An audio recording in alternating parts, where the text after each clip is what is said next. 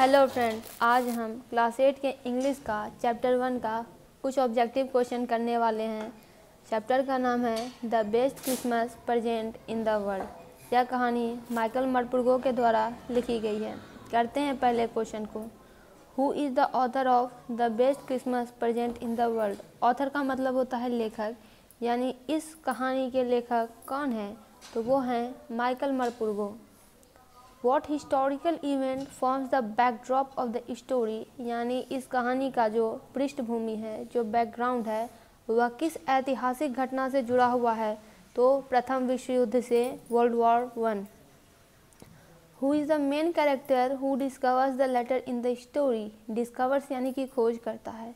कौन वह मुख्य पात्र है जो इस कहानी में पत्र की खोज करता है, तो वह खुद नरेटर है, जिनका कि नाम नहीं दिया गया है, नाम मेंशन नहीं किया गया है, वो अननेम्ड है।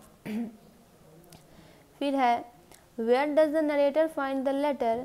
नरेटर को, नरेटर यानी कथावाचक, दो कथा सुनाता है, उसे पत्र कहाँ मिलता है, तो रोल टॉप डेस्क में। Who wrote the letter found in the story. इस स्टोरी में जो लेटर है जो कि उन्हें रोल टॉप डेस्क में मिलता है, वह लेटर किनके द्वारा लिखा गया है, वह लेटर जिम मैकफर्सन ने लिखा है। To whom is the letter addressed, यानी उस लेटर, वह लेटर किसको पता करके लिखा गया है, उस पर किसका पता है, तो कॉनी का पता लिखा हुआ है, जो कि जिम मैकफर्सन की वाइफ है। तो अब आप समझ गए होंगे कि ये जो है बैकग्राउंड स्टोरी की, ये प्रथम विश्व युद्ध की है। जिम मैकफर्सन है, वो प्रथम विश्व युद्ध में सैनिक हैं और वो लड़ने के लिए गए हैं, और वो जो कॉनी है, उनकी पत्नी, यह लेटर उनको लिखी गई थी। लेकिन अब जब रोल टॉप स्टेप जो कि खरीद के लाया था नरेटर ने, तो अब वो लेटर रोल टॉप डेस्क में थी, तो अब वो लेटर इनके पास आ गया है। On what special occasion does the story take place. और अब ये जो घटना घट रही है, वह कौन से विशेष अवसर पर घट रही है, तो यह क्रिसमस का त्यौहार है। What significant event do the soldier experience on Christmas? और अब उस लेटर में कुछ घटनाओं का वर्णन किया गया है। अब वही घटना से ये क्वेश्चन है कि वह कौन सी महत्वपूर्ण घटना थी जो कि क्रिसमस पर सैनिकों ने अनुभव किया। तो a Christmas truce between the British and German soldiers, यानी वो दोनों जो है आपस में क्रिसमस को इंजॉय कर रहे हैं, वही घटना का वर्णन वहाँ पे किया गया है। What do the soldiers do during the Christmas truce? ये जब क्रिसमस हो रहा है, क्रिसमस का त्यौहार है, तो सोल्जर्स क्या कर रहे हैं, वो फुटबॉल खेल रहे हैं। देखिए, ये जो दोनों सोल्जर्स, आप सोच रहे होंगे सैनिक है तो खेल रहे हैं, तो क्या दिक्कत है, नहीं, ये जो हैं अलग अलग देश के सोल्जर्स हैं। आपको पता होगा कि प्रथम विश्व युद्ध जो हुआ था, उसमें कुछ देश अलग थी, कुछ देश अलग थी। तो कुछ देश जो है वो एक साइड से लड़ रहे थे, कुछ देश अलग साइड से लड़ रहे थे। तो इसमें ब्रिटेन जो है अलग पार्ट से था और जो जर्मन है वो अलग पार्ट से था। दोनों एक दूसरे के विरोध में लड़ाई कर रहे थे। लेकिन यहाँ पे उल्टा चल रहा है, लड़ाई तो हो रही है मैदान में, लेकिन जब क्रिसमस आ गया तो वो आपस में फुटबॉल खेल रहे हैं, त्योहारों का आदान प्रदान कर रहे हैं। फिर है how does the story convey the message of peace and humanity. आखिर यह स्टोरी शांति और मानवता का संदेश कैसे दे रही है। आंसर होगा कि through the spontaneous and heartfelt action of the soldier during the truce. यानी क्रिसमस के दौरान ये जो हरकतें कर रहे हैं, दिल को छू लेने वाली हरकतें कर रहे हैं, अचानक से कर रहे हैं, यही जो है स्टोरी मैसेज कन्वे कर रही है। What nationality is gym Macpherson. Nationality का मतलब होता है राष्ट्रीयता, यानी वह कहाँ के हैं, तो वो ब्रिटिश के हैं, उनके पास ब्रिटिश राष्ट्रीयता है। What role does Jim McPherson serve in the army. अब जिम मैकफर्सन, जैसा कि हमको पहले पता चल गया है कि वो सैनिक है और प्रथम विश्व युद्ध में अपने देश की तरफ से लड़ने के लिए गए हैं, तो वो क्या है, तो वो ऑफिसर हैं, कैप्टन के पद पर हैं। What item triggers the discovery of the letter। कौन से आइटम ने, ट्रिगर यानी कि एक तरह से कह सकते हैं पता चलना, तो वह लेटर जो है कैसे पता चलता है, तो वह लेटर कहाँ से मिलता है, तो रोल टॉप डेस्क से, जो कि जंक शॉप यानी कबाड़ी की दुकान से नरेटर ने खरीदा था। उनको लगा था कि क्रिसमस आने से पहले वो इसे जो है वो इसको ठीक कर लेंगे। What is the date of the letter written by Jim Macpherson. Jim McPherson ने जो तारीख डाली थी उस तारीख क्या थी, वह तारीख थी 26 दिसंबर 1914। In which battle front do the events of the letter take place. कौन से बैटल फ्रंट से ये लेटर जो है हो रहा है, तो वेस्टर्न फ्रंट से। What does the Jim McPherson describe about the Christmas truce in his letter. अब क्रिसमस के बारे में जिम मैकफर्सन क्या बता रहे हैं, तो वो बता रहे हैं कि जो सोल्जर्स हैं वो कैरोल गा रहे हैं। कैरोल यानी कि समूह गान जो गाया जाता है, और वो जो है आपस में फुटबॉल भी खेल रहे हैं।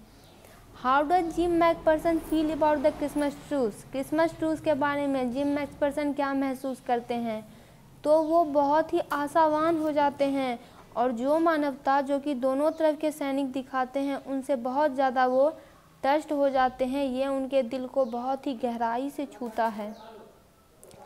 Who buys the roll top desk where the letter is found. Roll top desk कौन खरीदता है जहाँ पे कि लेटर मिलता है, तो नरेटर खरीदते हैं। What is Connie's relationship to Jim Macpherson. Jim Macpherson के साथ कॉनी का क्या संबंध है, तो कॉनी मैकफर्सन जिम मैकफर्सन की वाइफ है, यानी पत्नी है। What does the narrator do with the letter after reading it। अब जो पत्र है वो नरेटर पूरा पढ़ लेते हैं। ये नरेटर वही हैं जो कि रोल टॉप डेस्क खरीदते हैं एक कबाड़ी की दुकान से, तो उन्हें लगता है ये पत्र तो उनका है, तो बिल्कुल उन्हें वापस करना चाहिए। तो वो सोचते हैं कि पता तो यहाँ पे लिखा हुआ है ही, तो मैं कॉनी को खोजूंगा और फिर यह पत्र उसको वापस कर दूंगा। How does the letter end. आखिर यह पत्र ख़त्म कैसे होता है, तो जिम जो हैं वो कहते हैं कि बहुत जल्दी जो है ऐसा लगता है कि हम बहुत जल्दी घर वापस आएंगे। तो वो घर वापस कब आएंगे, ज़रूर उन्हें ऐसा लग रहा होगा कि यह युद्ध जल्द से जल्द समाप्त होगा और हम घर जल्दी ही आ जाएंगे। What theme is prominently highlighted in the story. Theme मतलब विषय, प्रोमिनेंटली मुख्य रूप से, हाईलाइट यानी बताया गया है, स्टोरी यानी कहानी। इस कहानी में कौन सा विषय मुख्य रूप से हाईलाइट किया गया है, तो ये बताया जा रहा है कि वॉर के समय में भी शांति और सद्भावना का विषय। How does the story and. हाँ ठीक है। How does the story and. Story कैसे एंड करती है, तो ऐसे एंड करती है कि नरेटर कॉनी को प्राप्त करते हैं। कहाँ पे खोजते हैं, तो नर्सिंग होम में, और वहाँ जाकर उन्हें वो लेटर ये दे देते हैं। What is Connie reaction to receiving the letter. अब जब कॉनी को ये पत्र मिलता है तो कॉनी कैसे प्रतिक्रिया देती है, बहुत ही भावुक हो जाती है और बहुत ही आभार व्यक्त करती है। What year was the best Christmas present in the world published। कौन सा साल था जब ये पब्लिश हुआ था, तो 2004 था उस समय। What genre does the story belong to, यानी स्टोरी किस जेनर से है, तो ये हिस्टोरियल फिक्शन है। What does the condition of the roll top desk when the narrator bought it। Role top desk जब नरेटर ने ख़रीदा था तो इसकी स्थिति क्या थी, तो ये बहुत ही डैमेज था और इसे जो है रिपेयर यानी इसकी मरम्मत की ज़रूरत थी। What activity do the soldiers from both sides engage in during the truce। यानी दोनों साइड से जो सोल्डर थे वो कौन सी एक्टिविटी कर रहे थे, तो वो क्रिसमस कैरोल्स गा रहे थे, समूह गान गा रहे थे। How does the narrator feel upon discovering the letter. Narrator को कैसा महसूस हुआ जब उन्होंने लेटर को डिस्कवर किया, तो वो बहुत ही इंट्रिग्ड हो गए, यानी भीतर से बहुत प्रभावित हो गए और बहुत ही मूव्ड हो गए यानी एक तरह से कहें तो वो हिल गए।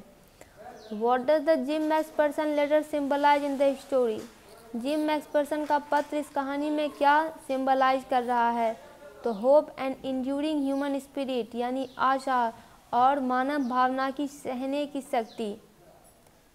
What is the significance of the title, यानी इस कहानी का title the best Christmas present in the world दिया गया है, इसका क्या महत्व है, तो इसका महत्व है it refers to the preciousness of the truth and the letter as a gift of peace. यानी ये जो है एक तरह से क्रिसमस का बहुत ही कीमती उपहार है, और वो जो लेटर है खास करके वो एक शांति का तोहफा है।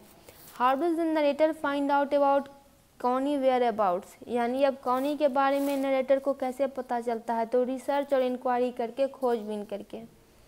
What is the weather like on the day of the truth described in the letter.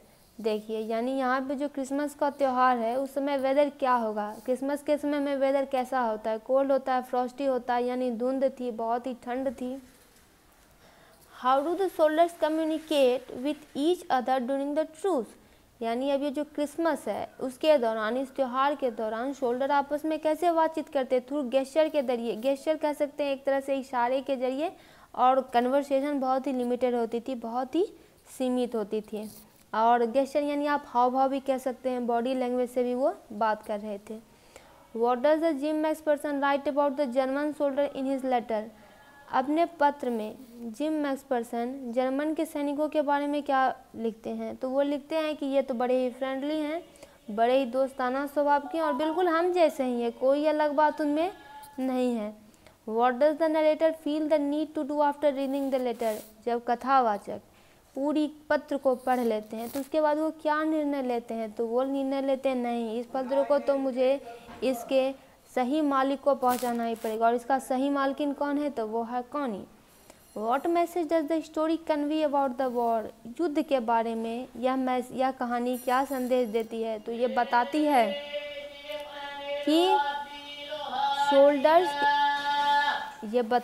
कि सोल्जर्स के बीच में भी सामान्य मानवता है और उनकी इच्छा है कि सभी जगह जो है शांति हो।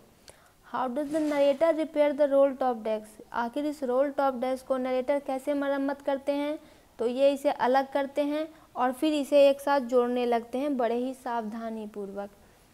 What do the soldiers exchange during the Christmas truce, Christmas के त्यौहार के दौरान जो सैनिक है वो क्या आपस में एक्सचेंज कर रहे हैं, यानी आदान प्रदान कर रहे हैं, तो वो गिफ्ट जैसे कि फूड, तंबाकू और सोवेनिर्स। फिर है कि इस कहानी में पास्ट और प्रेजेंट को कनेक्ट करने के लिए किस लिटरेरी डिवाइस का यूज़ किया गया है, तो लेटर का यूज़ किया गया है एज ए नरेटिव टूल, यानी कथात्मक तौर पर लेटर का यूज़ किया गया है। फिर है कि ओवरऑल टोन, यानी वो जो बोल रहे हैं वो कैसा है जिम मैक्सपर्सन का पूरे पत्र में, बड़े ही रिफ्लेक्टिव है और होपफुल है, बहुत ही आशावान है और एक तरह से रिफ्लेक्टिव है। How does the narrator feel after meeting Connie, जब नरेटर अब कॉनी को ढूंढते ढूंढते ये कॉनी के पास पहुंच जाते हैं, कॉनी नर्सिंग होम में होती है तो नरेटर वहां जाते हैं, तो जब वो उनसे मिल जाते हैं तो इन्हें कैसा फील होता है, तो इन्हें फील होता है फुलफिल्ड और कंटेंट, यानी बहुत ही संतुष्टिदायक इन्हें फील होता है। What does the story reveal about the power of personal connection, personal connection यानी व्यक्तिगत संबंध जो है उसके बारे में यह कहानी क्या बताती है, तो ये बताती है कि पर्सनल कनेक्शन जो है वो वॉर के हॉरर्स को भी ट्रांसेंड कर सकते हैं। What is the significance of the roll top desk in the story, इस कहानी में रोल टॉप डेस्क का क्या महत्व है, तो ये भूत और प्रेजेंट के बीच में, यानी पास्ट और प्रेजेंट के बीच में एक जोड़ने वाला काम कर रहा है। How do the soldiers react to the Christmas truce initially, शुरू में जब ये क्रिसमस का त्यौहार था तो सैनिक कैसे प्रतिक्रिया कर रहे थे, हेजिटेशन हो रहा था उन्हें, बहुत ही भ्रम की स्थिति में थे, वो विश्वास नहीं कर पा रहे थे एक दूसरे पे।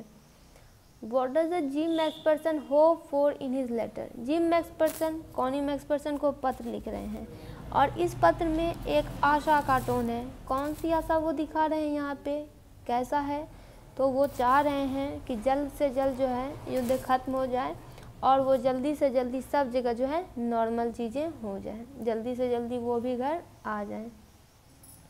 How does the story highlight the futility of war, देखिए फ्यूटिलिटी का मतलब होता है व्यर्थता, निरर्थकता। आखिर यह कहानी युद्ध की निरर्थकता को कैसे बताती है, तो by showing the camaraderie and shared humanity between the enemy soldiers, यानी वो बता रहे हैं कि लोग जो है वो कभी आपस में झगड़ा नहीं करते हैं। यह इस बात से पता चलता है क्योंकि ये जो दोनों सैनिक हैं वो तो आपस में प्रेम से रह ही रहे हैं और क्रिसमस के गिफ्ट एक्सचेंज कर ही रहे हैं। और कैमरेडरी का मतलब होता है भाईचारा, वो तो मेल मिलाप कर ही रहे हैं, भाईचारे के साथ रह ही रहे हैं, गा रहे हैं, खेल रहे हैं, गिफ्ट एक्सचेंज कर रहे हैं और वो लोग भी बिल्कुल सेम ही है, इंसान सेम ही होते हैं, तो फिर वॉर जो है वो बहुत ही निरर्थक है। What impact does the letter have on the narrator? Impact का मतलब होता है प्रभाव पड़ना, उस नरेटर पे इस लेटर का क्या प्रभाव पड़ा। ये नरेटर वही है जिन्होंने रोल टॉप डेस्क कबाड़ी की दुकान से खरीदा है। इन डीपली मूव्स इन, यानी ये लेटर उन्हें पूरी तरह से हिला देता है और उन्हें ये एक बात के लिए प्रेरित करता है कि उन्हें जल्द से जल्द कोई एक्शन लेना चाहिए। What does the narrator learn about Jim Macpherson fate. Fate का मतलब क्या होता है, भाग्य। नरेटर को क्या पता चलता है कि जिम मैक्सपर्सन के साथ क्या हुआ होगा। तो देखिए उन्हें पता चलता है कि जिम मैक्सपर्सन जो है युद्ध में मारे गए होंगे, युद्ध में मर गए हैं, क्योंकि ये जो पत्र था उसमें लिखा हुआ था जिम्स लास्ट लेटर, यानी यह जिम का अंतिम पत्र था और इस पे डेट था 26 दिसंबर 1914। यानी कि कॉनी को पता था कि यह जो है जिम का आखिरी पत्र है और युद्ध में जिम की मृत्यु हो चुकी है। फिर है 50 number, what is the main message of the best Christmas present in the world. यानी इस कहानी का में मुख्य मैसेज क्या है। तो इंड्योरिंग पावर ऑफ लव, यानी प्रेम, आशा और मानवता की सच्ची शक्ति even in the darkest time, यानी खतरनाक से खतरनाक अंधेरे से अंधेरे समय में भी प्रेम, आशा और मानवता की सच्ची शक्ति होती है। तो दोस्तों इसका पूरा ऑब्जेक्टिव कंप्लीट हुआ। आप सभी सब्जेक्ट्स के क्वेश्चन आंसर समरी इस चैनल पर देख सकते हैं। वीडियो को लाइक एवं चैनल को सब्सक्राइब जरूर करें।